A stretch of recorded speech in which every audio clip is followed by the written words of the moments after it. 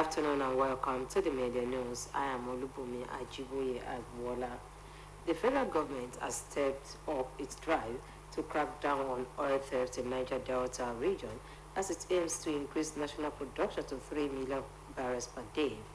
The Chief of Naval Staff, Emmanuel Ogala, said OPDS has now been bolstered in a second phase with armed drones, attack helicopters, increased intelligence and other reinforcement which could push up oil production above the budget estimate to 3 million barrels per day.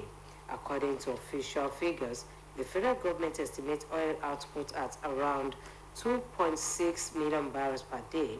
In next year's budget, actual production hovers around 1.8 million barrels per day. The operation to crack down on oil theft, codenamed Delta Sanity, was launched last year by the Petroleum Ministry and the Nigerian Navy.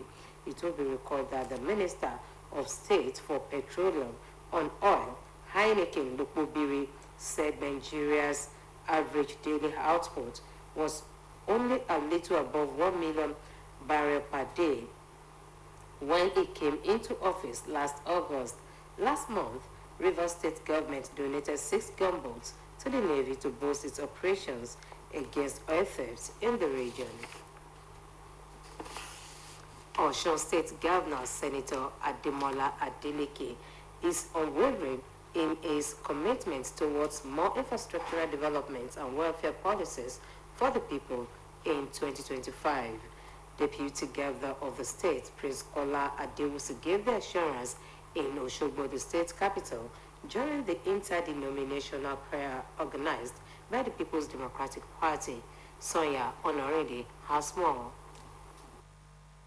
The People's Democratic Party, PDP, in Osun State commenced the year 2025 on a prayerful note for the state and members of the party. The symbolic annual denomination prayer held at the party secretariat, Biket area, Osogbo, the Osun State capital, had in attendance stalwarts and members from across the state for the special prayer session specifically dedicated for the peace and progress of the state. The Deputy Governor of the state, Prince Kola Adewusi, who stood in for Governor Adeleke, appreciated the party for their support, noting that the governor is unwavering in his commitment towards infrastructural development and overall well-being of the people as witnessed across the state.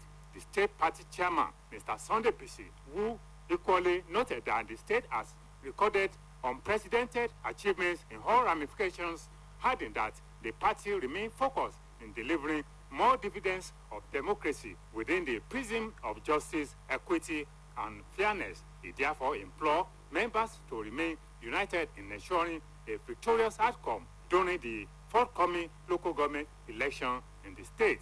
In their separate remarks, the former governor of Osun State, Prince Olagunsoye Onyelola, Professor Wale Oladipo, the state commissioner for special duty, Mr. Bashir Salam, the special advisor to the governor on public air, Dr. Adekule Akindele, initiated monumental transformational developments recorded under the leadership of Governor Ademola Adeleke. Interdenomination prayers, Bible reading, Quranic citation, exhortation by clerics led by Pastor Funsho Ishola and Sheikh Abdullahi Olonlomerue amplified the impressive scorecard of Governor Ademola Adeleke. Also on ground for the special prayer were the Speaker of Osun State House of Assembly, Right Honorable Wale Egbedun, members of the State House of Assembly, members of the State Executive Council, stalwarts, and members of People's Democratic Party, PDP, from across the state.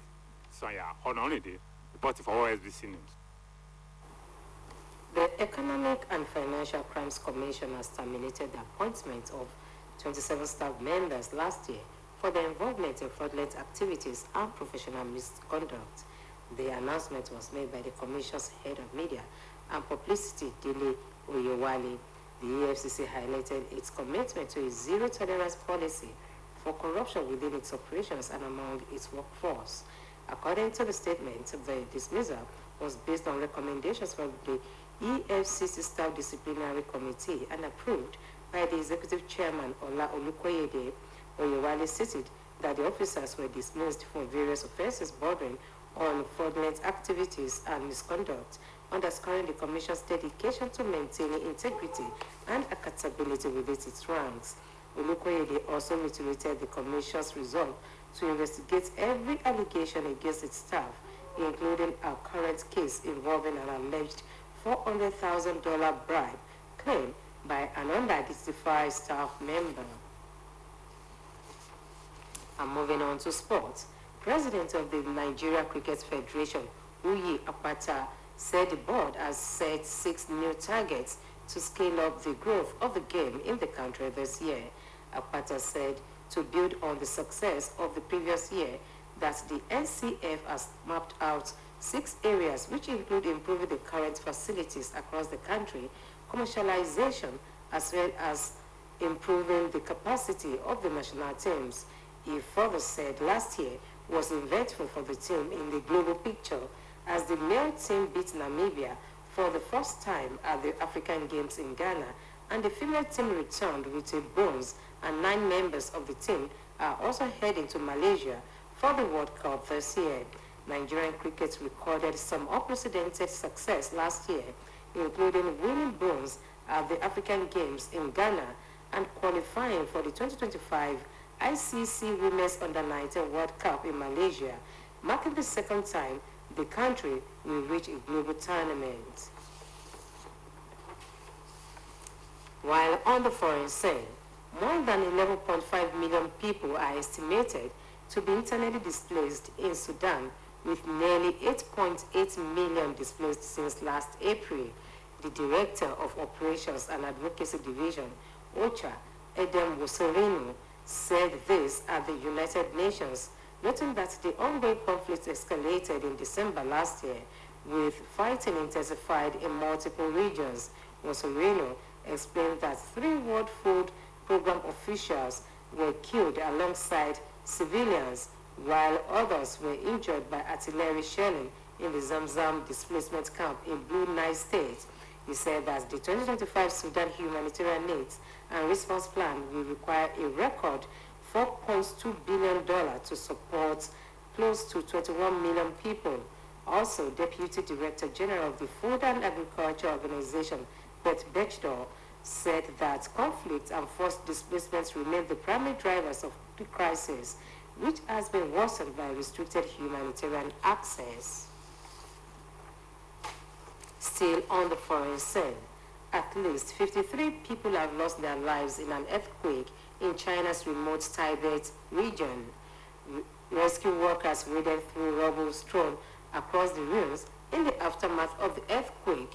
Footage showed while some gave locals thick blankets to keep warm. Surveillance images showed people running through a store's house as shelves shook violently, sending objects like toys tumbling to the ground. Reports say tremors were also felt in neighboring Nepal's capital, Kathmandu, and parts of India. According to the China Earthquake Network Center, the powerful quake struck Dingri County with a magnitude of 6.8 near the border with Nepal, and the U.S. Geological Survey reported the tremor as magnitude 7.1, as over 1,000 houses have sustained varying degrees of damage. Meanwhile, Chinese President Xi Jinping emphasized the full-scale search and rescue efforts, minimizing casualties to the greatest extent possible, properly resettling affected residents and ensuring their safety and warmth through the winter. And that ends the Midday News on OSBC TV. Do join us at 3 for the state news. Good afternoon.